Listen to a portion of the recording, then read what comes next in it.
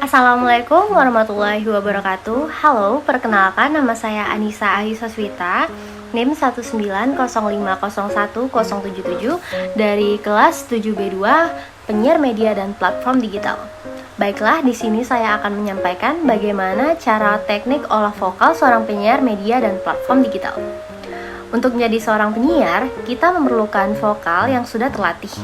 Olah vokal yang dilakukan seorang penyiar memiliki tujuan untuk melakukan pelafalan kata, pengucapan kata, dan melatih kekuatan suara agar selalu memiliki indeks untuk memikat audiens. Ada 4 cara untuk melakukan latihan olah vokal penyiar. Yang pertama adalah postur tubuh.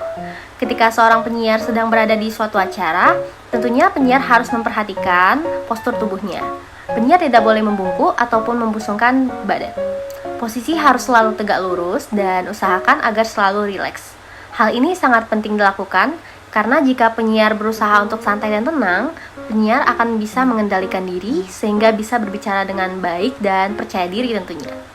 Fokus mata dan wajah harus tetap mengarah ke depan agar tetap berkomunikasi dengan audiens. Yang kedua adalah pernafasan. Tentunya penyiar harus mengatur pernafasan dengan baik dan benar, karena pernafasan yang baik akan membuat kata-kata yang diucapkan lebih bagus. Tarik nafas dengan tidak mengangkatkan pundak dan dada, dan tetap kembangkan suara di dalam perut. Contohnya seperti ini. Tarik nafas, keluarkan secara perlahan, tarik nafas kembali, buang secara perlahan. Dan ini dilakukan secara berkali-kali. Selain itu, latihan ini juga bisa untuk melatih otot rongga mulut dan pelatihan olah vokal menggunakan A, I, U, E, O. Caranya tarik nafas,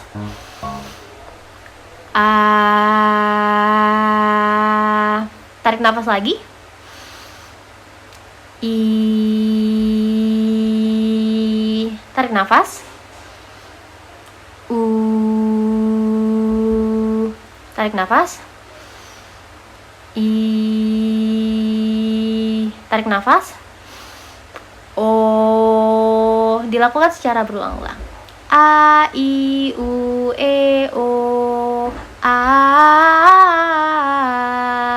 I, agar pelafalan kita lebih lancar dan rongga mulut lebih terbuka. Dan yang ketiga yaitu artikulasi.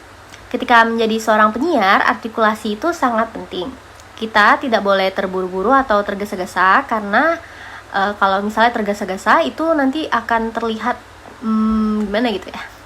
Kita harus tetap tegas dan pelafalan setiap kata harus jelas. Kita juga harus selalu melatih kata-kata yang tampak bersamaan.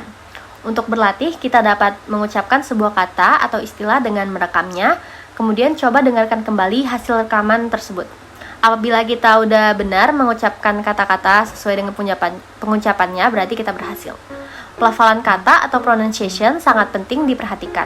Misalnya perbedaan pengucapan kata kedelai dan keledai. Apalagi untuk istilah-istilah asing yang pengucapannya berbeda dengan penulisannya. Yang keempat, intonasi. Seorang penyiar harus selalu memperhatikan intonasi, naik dan turunnya suara. Perhatikan penekanan pada kata-kata tertentu yang dianggap penting. Ucapkan kata sesuai penggalan atau suku katanya. Oke, itulah tadi hasil dari teknik yang saya sampaikan. Lebih dan kurang saya mohon maaf dan semoga bermanfaat bagi teman-teman semuanya. Wabillahi taufiq wal hidayah. Wassalamualaikum warahmatullahi wabarakatuh.